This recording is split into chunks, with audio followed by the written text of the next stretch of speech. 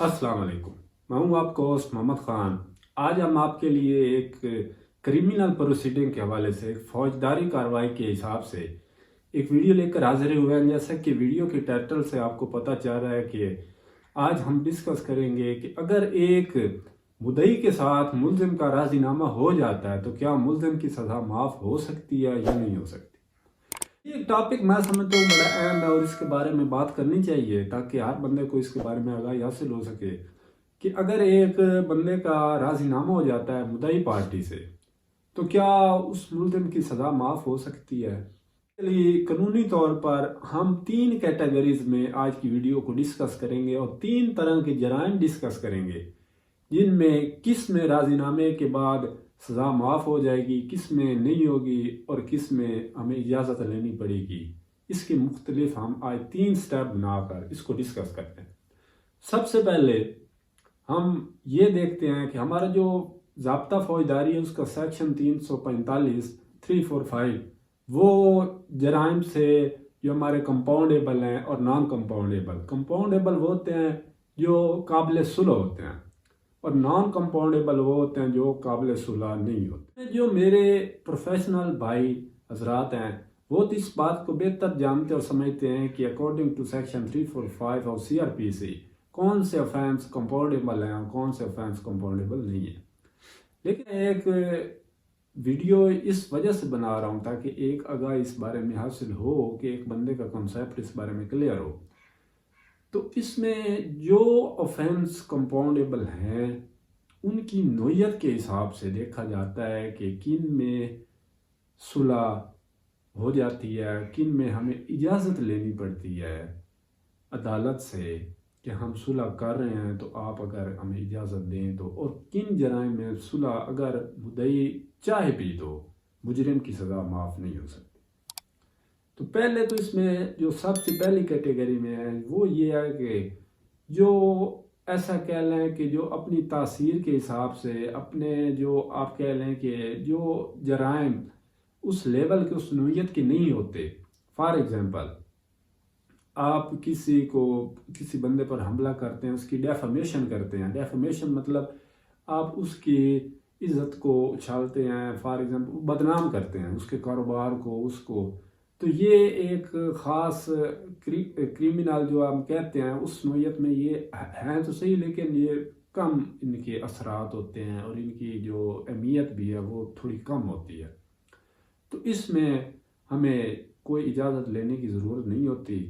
आप किसी को ज़बरदस्ती को मजदूर बनाते हैं तो ये इन मामला में अगर आपकी डायरेक्ट मुद्दई के साथ सुलह हो जाएगी तो आप मुल्ज़िम की सज़ा बिल्कुल माफ़ हो, मुल्ज़िम बरी हो जाता है। तो इसमें और जराइम भी हैं, ज़रूरी नहीं है जो मैंने दो तीन चार बताए हैं, इनके अलावा भी इसमें हैं। मतलब ऐसे नोयत के जिनकी नोयत ज़रा कम क्रिमिनल हो तो उसमें हम ये हो सकता है। अब आ जाते हैं सबसे अहम पार्ट जो है, जो ख़ास नोयत के क्रिमिनल जराइम होते हैं। फॉर एग्ज़ाम्पल 302 का केस है, 337 का है, 376 है, 77 है। इनमें राज़ीनामा जो है वो उस वक्त नहीं होता जब तक हमें इजाज़त नहीं मिलती अदालत से। सॉरी, जो 377 और 76 हैं वो भी इससे आउट हैं। ये हम मिसाल दे रहे हैं 302 की और 324 की और 337 की, जो हम एक मतलब हम क्रिमिनल प्रोसीडिंग में हम इन जराइम को थोड़ा अहम और ये अपनी नोयत के हिसाब से ख़तरनाक जराइम में शामिल होते हैं। कत्ल का केस हो गया, अटैम्प्ट टू मर्डर, किसी को कोई गोली शोली मार देना, किसी को अटैम्प्ट मर्डर कत्ल करने की नोयत से वार करना, बंदे का बच जाना, किसी को ज़ख्म करना, कोई मार कुटाई करना, ये इसमें शामिल। तो इसमें हमें अदालत से इजाज़त भी लेनी पड़ती है और जो मुद्दई की स्टेटमेंट है वो रिकॉर्ड भी अदालत में ही होती है, तब इसमें मुल्ज़िम बरी होता है और निकलता है, केस खत्म होता है। ये दो हमने इसमें डिस्कस कर ली। अब जो तीसरी और सबसे अहम बात है कि कुछ जराइम ऐसे हैं जिसमें अगर मुद्दई चाहे भी तो मुल्ज़िम की सज़ा माफ़ नहीं हो सकती, जैसे कि 376 है, 377 है। और इसके अलावा कोई डकैती है, अब एक बस लूट ली है डाकुओं ने, उसमें कोई एक बंदा तो नहीं, वो तो स्टेट के खिलाफ है। اس میں اگر مدعی چاہے بھی تو وہ اس کو معاف بھی کر دے، لیکن پھر بھی وہ بندے کی سزا معاف نہیں ہوگی۔ اس کے علاوہ اس میں ایک ہائی لائٹڈ جو ایگزامپل ہے وہ قندیل بلوچ کیس کی ہے۔ اس کیس میں ہوا کیا تھا کہ قندیل بلوچ کے بھائی نے غیرت کے نام پر اس کا مرڈر کر دیا، اور جو قندیل بلوچ کی والدہ تھی وہ ایز اے مدعی انہوں نے پیروی شروع کر دی۔ اب اس بندے کو سزائے موت ہو گئی، اس کے بھائی کو۔ جب اس کو سزائے موت ہوئی تو اس کی والدہ نے یہ سوچا کہ اب میں راضینامہ کر لوں تاکہ بیٹا تو بچ ہی جائے، تو اس نے اس کے حق میں بیان دیے، لیکن اسٹیٹ نے وہ بیان ریجیکٹ کر دیا اور کہا کہ یہ اب اسٹیٹ کا کیس ہے، اس میں ملزم کی سزا معاف نہیں ہو سکتی۔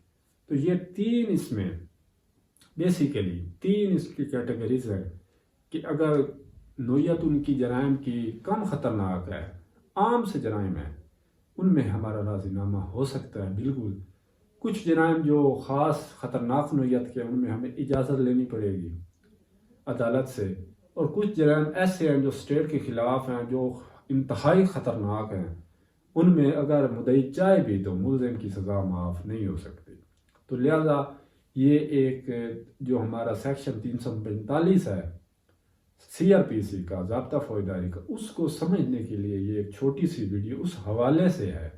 جو پروفیشنل لوگ ہیں وہ بھی اس بات کو وہاں جا کر پڑھ سکتے ہیں۔ وہاں ایک پورا ٹیبل ہے کہ کون سے اوفینس کمپاؤنڈیبل ہیں، کون سے نان کمپاؤنڈیبل ہیں، کون سے بیلیبل ہیں، کون سے نان بیلیبل ہیں، کن میں ہماری ٹرائل سیشن میں ہوگا، کن میں ہمارا سول مجسٹریٹ کے ہوگا۔ تو یہ ساری ڈیٹیل اس ٹیبل میں موجود ہے۔ ہم ہر جرم کے آگے ٹیبل وائز اس میں پڑھ سکتے ہیں، تو کن میں وارنٹ ضروری ہیں، کن میں گرفتاری وداؤٹ وارنٹ بھی ہو سکتی ہے، یہ ساری ڈیٹیل اس میں موجود ہے۔ تو آپ پروفیشنل لیول پر ہیں تو آپ بالکل اس کو دیکھ کر اس کو سمجھیں، اس کو پڑھیں، اور اگر آپ عام ہماری ویڈیو سے خاص طور پر اپنے ایشو کے متعلق کنسیپٹ لینا چاہتے ہیں تو وہ یہی ہے کہ آپ اپنے جرم کی نوعیت دیکھیں اگر، اور اس کے حساب سے آپ کا جو ہے ٹرائل اور آپ کی جو پروسیڈنگ ہے وہ اس حساب سے چلے گی۔ اگلی ویڈیو تک دیجیے اجازت، تب تک کے لیے اللہ حافظ۔